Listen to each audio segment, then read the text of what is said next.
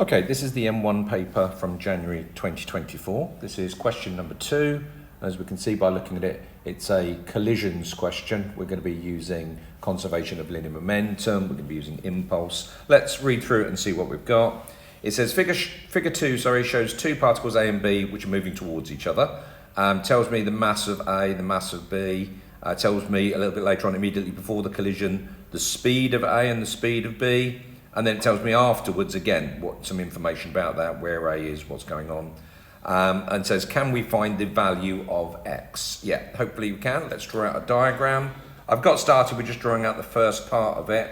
What I'll always do with these is two diagrams, a before and an after. So it told me that they were heading towards each other, and it said that the speed of A is 3 meters per second, and it says the speed of B is X, doesn't tell me what that is. And then afterwards, so let's draw this situation out again now.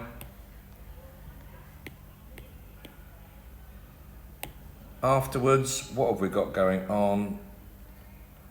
So after, it says that the speed of A has changed to 1 meter per second, and it tells me that the speed of B, not only has it changed, it tells me that it's changed direction, is now moving at 1.5 meter per second. So I've now been through all the information there and says, can I find X? Yeah, we can do. Let's go through and use a conservation of linear momentum. So using, I always put CLM rather than the whole thing. Conservation of linear momentum, but I do write out the formula. M1U1 plus M2U2 is going to be equal to M1V1 plus M2V2, and we pretty much got everything except for X here. So M1U1 is going to be 5 times 3. Obviously I'm going to take that direction as positive for this first part. So if I'm taking that direction as positive, it's plus M2, which is going to be X, but the speed is going to be minus X there because of the directions.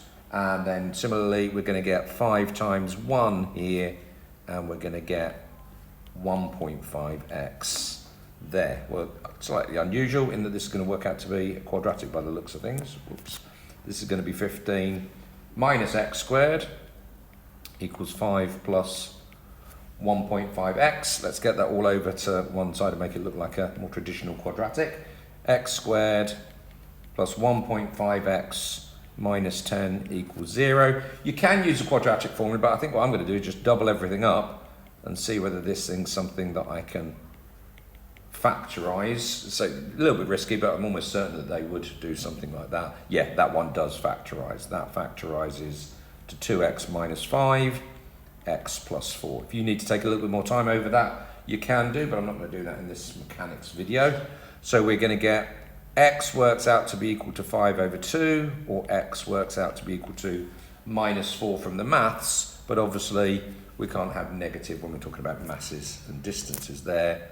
So my actual answer is going to be x equals 5 over 2. Let's just highlight that, make that clear that that's my answer. Okay, that's part A done. Part B says, can we find the magnitude of the impulse exerted on A by B? So I always, again, do these in a very particular way when I'm doing them. Let's just take that part of my diagram then, copy, and put that down here just so that I can see what's going on for this. This is part B. So if we're talking about the impulse, I always then, there's different ways that you guys can do it, but the way that's recommended is we say, if the impulse is going that way, actually take that as being the positive direction. Okay, so if I'm going to take that as being the positive direction, which I am going to, then it'll be minus 3 and minus 1, but that's fine. That's absolutely fine. No problem with doing that.